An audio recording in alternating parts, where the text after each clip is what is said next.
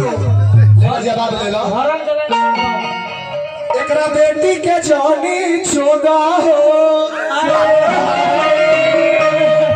एकरा माई के घर जातो।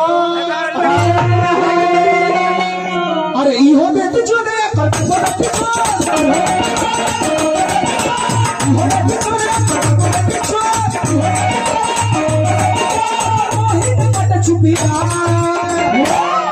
एकर माई चोदा 200 रुपया।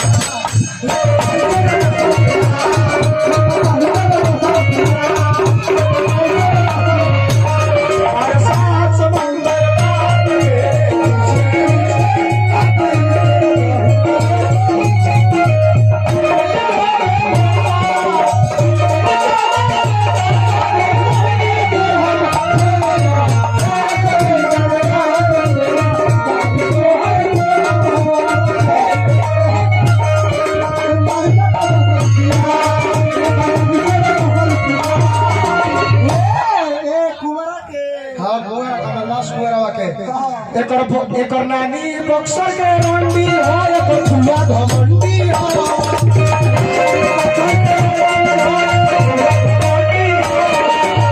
अच्छा ही बताओ मोहनदास तो का बोले स्टैंड आए वो यो होइले हो तेरे सबसे सही करे न पड़वा उनको छोड़ दे ले भाई जानवर के मास्टर है हमर झाके हो 20 साल के बोल चला हाथ तोड़ा माई के एगो के नाम कमलदास, एगो के नाम हलील गणास, एगो के नाम हगास। हां बाटे कैसे एकर नानी बक्सर के रंडी हो, एकर फुला घमंडी हो।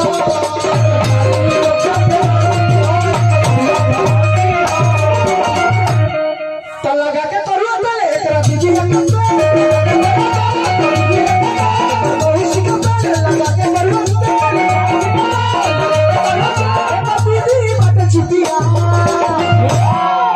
भगनी छोटा 200 रुपया।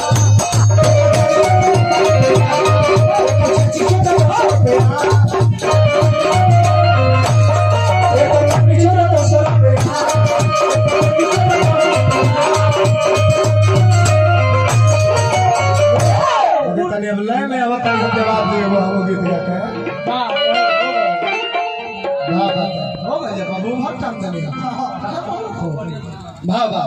परिणाम क्षेत्र करो भेड़ों में ले आओ।